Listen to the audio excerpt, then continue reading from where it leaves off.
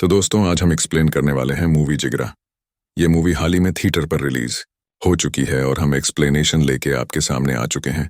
ये मूवी में भाई बहन का एक अटूट रिश्ता दिखाया गया है। भाई या बहन कोई भी मुसीबत में हो एक दूसरे के लिए हमेशा वो खड़े रहते हैं और इसे बंधन को एक्सट्रीम लेवल पर लेके जाते हुए दिखाया गया है। इस मूवी का एक्सप्लेनेशन हम शुरू करते हैं। मूवी के शुरुआत में हमको इन दोनों का बचपन दिखाया जाता है। ये सब को पता है कि भाई बहन की कहानी के ऊपर ये मूवी है। तो बहन का नाम होता है सत्या और भाई का नाम होता है अंकुर। जब ये लोग छोटे थे इनकी माँ गुजर चुकी है और पापा ने कुछ टाइम बाद खुदकुशी कर ली।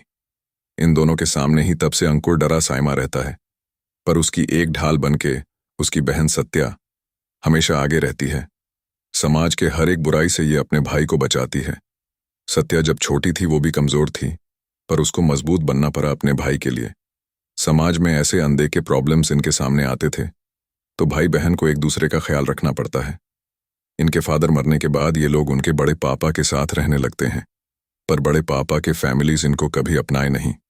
पर मानो सोशल स्टेटस मेंटेन करने के लिए या समाज में ठीके रहने के लिए उसके भाई के बच्चों को ये अपने पास रखता है, पर दोनों से भेदभाव जरूर करता है।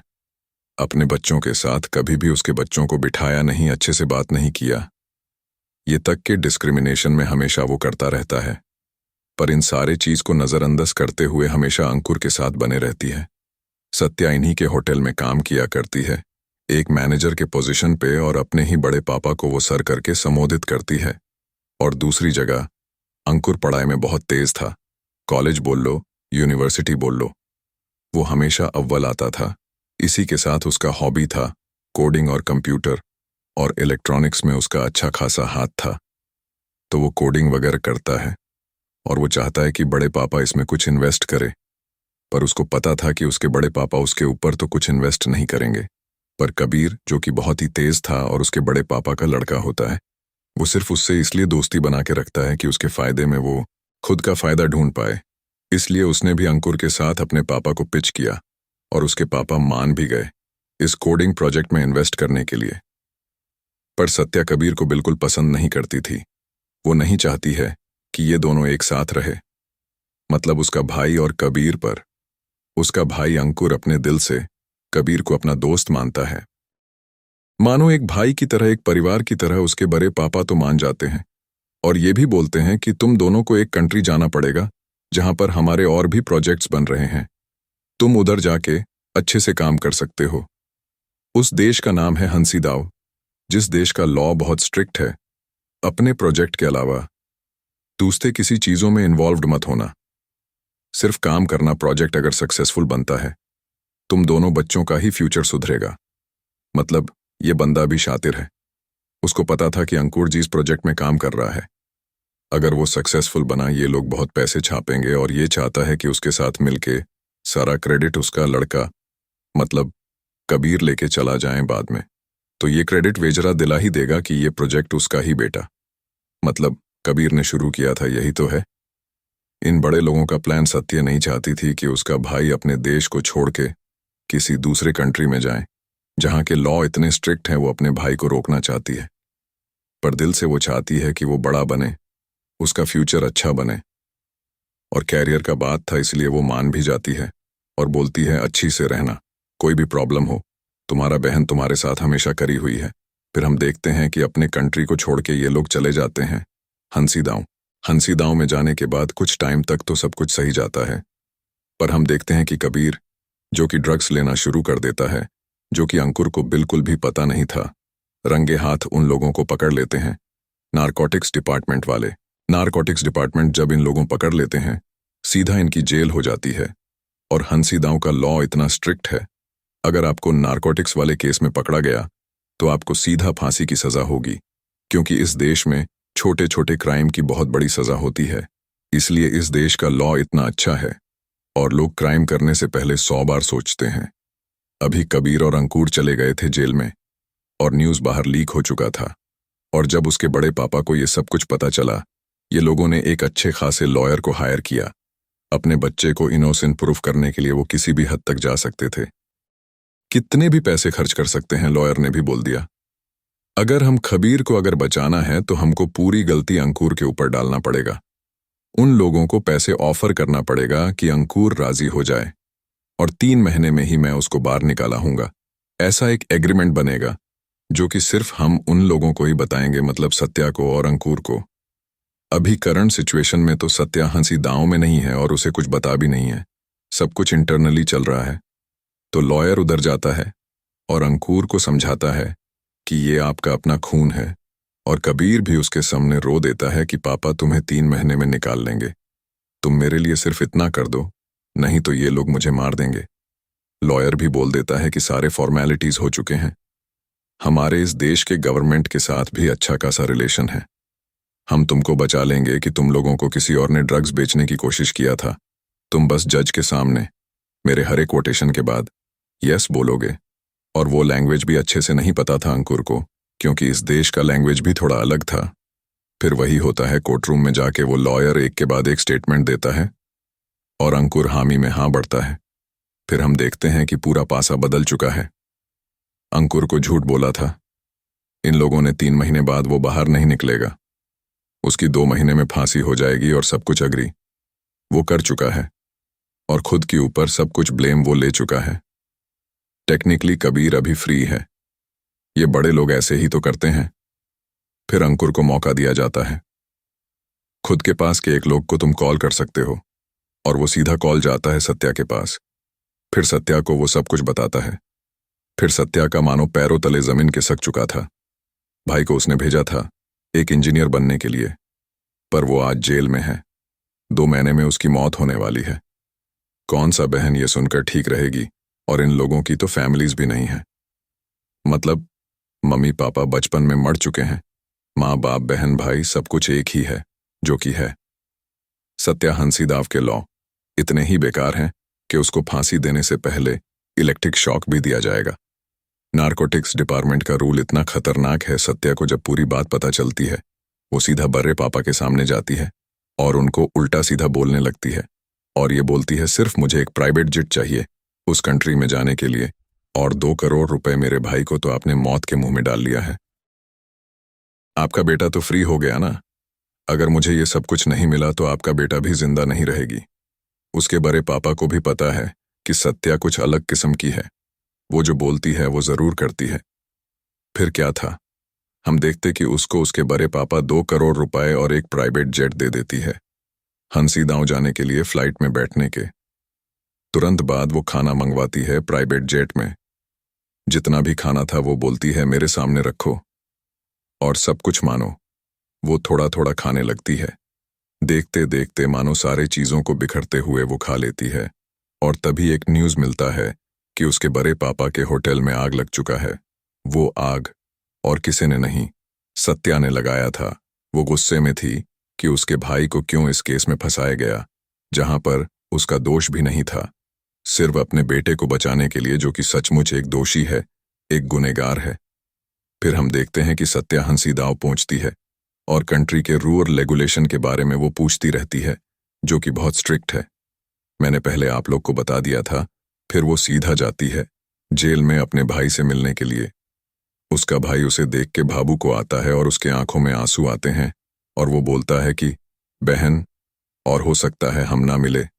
तभी सत्या बोलती है, मैंने तुझे राखी पहना आया है, तुझे चिंता मत कर, तेरी बहन तुझे मौत के मुंह से जरूर बाहर निकालेगी, हम जल्दी इधर से निकलेंगे और अपने कंट्री लौट जाएंगे।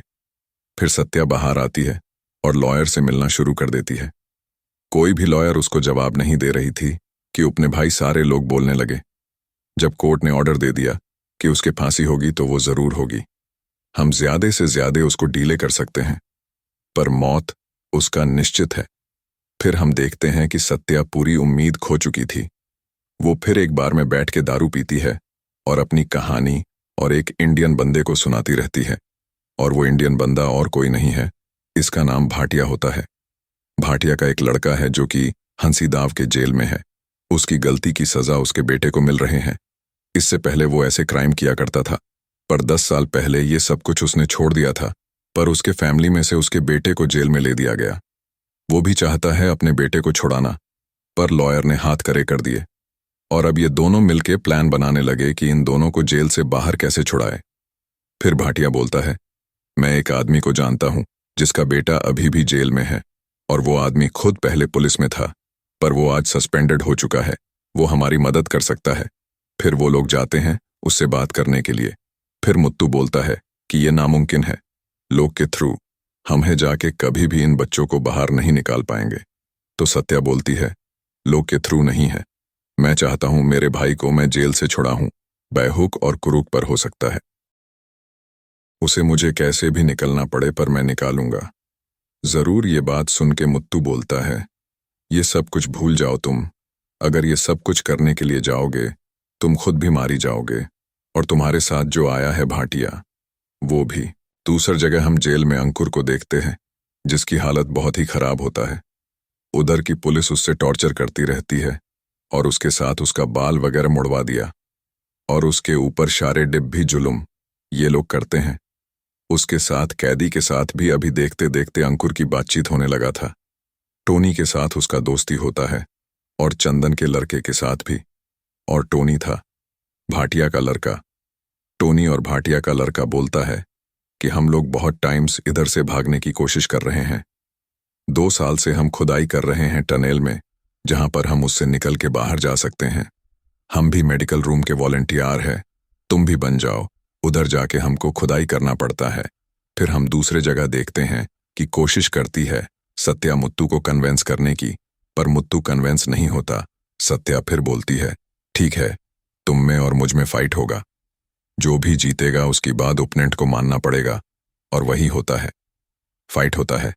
घमासान मुत्तू बहुत मारता है। सत्या को मारते मारते उसके मुंह से आग से खून भी निकल आता है, पर फाइट के एंड में हम देखते हैं कि सत्या जीत जाती है, क्योंकि उसके मन में जुनून था, उसके भाई को बचाना है, उसको किसी भी हालत, चाहे वो खत्म क्यों ना हो जाए। फिर मुत्तू भी इसके गैंग में शामिल हो जाते हैं, इंक्लूडिंग इसके प्लान में भी। फिर वो लोग प्लान बनाते हैं कि उसके भाई को और उसके खुद के लड़के को और टोनी को भी वो लोग निकालेंगे। किचन के रास्ते ये लोग खुदाई करेंगे, और सीक्रेट रास्ता ऑलरेडी पता था मुत्तू को, क्योंकि वो पहले पुलिस में काम क्या करता था।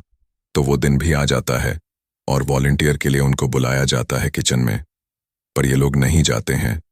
ये लोग प्लान बनाते हैं कि ये लोग बाहर जाएंगे तो इसी टनल के अंदर से, पर उनको नहीं पता था कि बाहर सत्या ने और उनके फादर्स ने ये प्लान बना के रखा था। तभी इन लोगों को हॉस्पिटल के वॉलंटियर से भी हटा दिया जाता है, क्योंकि ये लोगों ने बात नहीं सुना और उन्होंने किचन में वॉलंटियर नहीं किया, और वो लोग सीधा चले जाते हैं हॉस्पिटल में। हॉस्पिटल में जाने के बाद वो उधर फिर से कोशिश करते हैं बाहर आने की, और वो लोग बाहर आ भी जाते हैं। तभी हम देखते हैं जिस जगह से वो लोग बाहर निकले थे टनल से, उस जगह लांडा अपने पुलिस ऑफिसर को लेके अंदर चला जाता है और पूरे रूट को सीज कर देता है। लांडा इधर बहुत ही बैरहम एक पुलिस ऑफिसर है जो कि हंसीदाव गवर्नमेंट के लिए काम करता है। फिर से उन लोगों को बंदी बना लिया जाता है, और इस भाग दौड़ में टोनी को एक गोली लग जाता है। टोनी तब घायल हो जाता है और उसको फिर से हॉस्टिलेज करा जाता है, और इन तीनों की सजा एकदम करीब कर दिया जाता है। मतलब 4 दिन में इनको फांसी लगेगी। ये एक रूल है कि अब जेल से अगर भागते हुए मिले तो आपको 4 दिन के अंदर ही फांसी दिया जाएगा। फिर इनके फैमिली मेंबर्स को बुलाया जाता है इनको आखिरी बार देखने के लिए, फिर उधर मिलने के लिए। सत्या भी जाती है, अपने भाई को वो देखती है, और उसका भाई मानो उम्मीद खो रहा था। और इधर भाटिया और मुत्तू भी उम्मीद खो दिए थे। पर सत्या बोलती है, मुझे मेरे भाई को बचाना है। मुझे पता नहीं ये सही है या गलत है, पर मैं एक बहन हूं।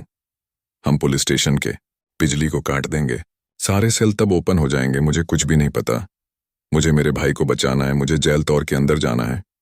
हम जेल ब्रेक करेंगे। मुत्तू बात सुन के बिल्कुल राजी नहीं होता। वो बोलता है, कुछ इनोसेंट्स को बचाने के लिए हम इतने क्रिमिनल्स को नहीं छोड़ सकते। अगर जेल ब्रेक तुम करते हो, सब कुछ बंद कर देते हो, तो सेल के सारे दरवाजे खुल जाएंगे और पुलिस वाले इतने क्रिमिनल्स को कंट्रोल नहीं कर पाएंगे। सारे लोग बाहर आ जाएंगे, क्योंकि टेक्निकली वो भी एक पुलिस ऑफिसर था, तो वो क्रिमिनल्स से खास नफरत करता है। सत्य को ये भी बोलता है कि तुमको सही गलत नहीं दिख रहा, तुम्हें सिर्फ अपना भाई दिख रहा है। सत्य फिर बोलती है, तुमने सही बोला, मुझे सही गलत से कुछ मतलब भी नहीं है, मुझे सिर्फ मेरे भाई से मतलब है। पर इन चीजों में मुत्तू उनका साथ नहीं देता। वो बैक आउट कर जाता है वो बोलता है, मैं तुम लोगों के रास्ते में नहीं आऊंगा। फिर हम देखते हैं ब्लूप्रिंट कैसे भी करके सत्या जुगाड़ करती है और वो निकल जाती है एक मिशन में अपने भाई को बचाने के लिए। पर मैंने पहले ही बोला था मुत्तू एक पुलिस इंस्पेक्टर था। सत्य जब कोशिश करती है कि पूरे पुलिस स्टेशन की बिजली काट दे, उस जगह पहले से ही मुत्तू मौजूद था कुछ पुलिस ऑफिसर के साथ। वो चाहता था कि सत्य को अरेस्ट कर लिया जाए, क्योंकि वो उन लोगों को छुड़वाने के लिए इतने क्रिमिनल्स को बाहर नहीं आने दे सकता। सत्य तब तैयार थी। वो अपने भाई को बचाने के लिए सबसे लड़ जाती है और आखिरी मिनट में हम देखते हैं कि मुत्तू और सत्य के बीच बहुत फाइट होती है और मुत्तू पहाड़ से नीचे गिर जाता है और मर जाता है। सत्य फिर पुलिस स्टेशन में जाती है और अपने भाई को छुड़ाने की कोशिश करती है। तभी हम देखते हैं कि जनरेटर चालू हो जाता है और पुलिस स्टेशन की लाइट आ जाती है। सत्य फिर कुछ गैस टैंकर रेडी करती है और एक के बाद एक वो पुलिस स्टेशन की तरफ भेजने लगती है। पूरे पुलिस स्टेशन में धमाके होने लगते हैं, सभी कैदी बाहर आने लगते हैं और सत्य मानो इन लोगों के लिए एक मसीहा थी। वो अपने भाई को ढूंढने लगती है और इंस्पेक्टर लिंडा अपने ऑफिसर्स के साथ एक एक करके क्रिमिनल्स को मारने और उन्हें शॉक देकर सेल में बंद करने की कोशिश करता है। हम देखते हैं कि मुथु का लड़का टोनी और उसके साथ अंकुर भी फंसे हुए हैं और सत्य को वे लोग मिल भी जाते हैं। जब लिंडा और उनके ऑफिसर्स उनकी तरफ बढ़ रहे होते हैं, तभी भाटिया की एंट्री होती है। वह पुलिस स्टेशन के अंदर आग के बीच से घुसता है, लेकिन लिंडा की एक गोली भाटिया के कंधे पर लग जाती है और वह घायल हो जाता है। वह सत्य से कहता है, मैं इन लोगों को रोकता हूं, तुम मेरे बच्चे का ख्याल रखना। फिर सत्य उन लोगों को लेकर वहां से निकल जाती है और समंदर के रास्ते मलेशिया बॉर्डर क्रॉस कर जाती है। उनके पीछे लिंडा और उसकी टीम लगी होती है। फिर मलेशिया पुलिस इनके सामने आती है और लिंडा और उनके लोगों को मार गिराती है। ये सब भाटिया की सेटिंग का नतीजा था। तो इसी के साथ जिगरा मूवी का एक्सप्लेनेशन खत्म होता है।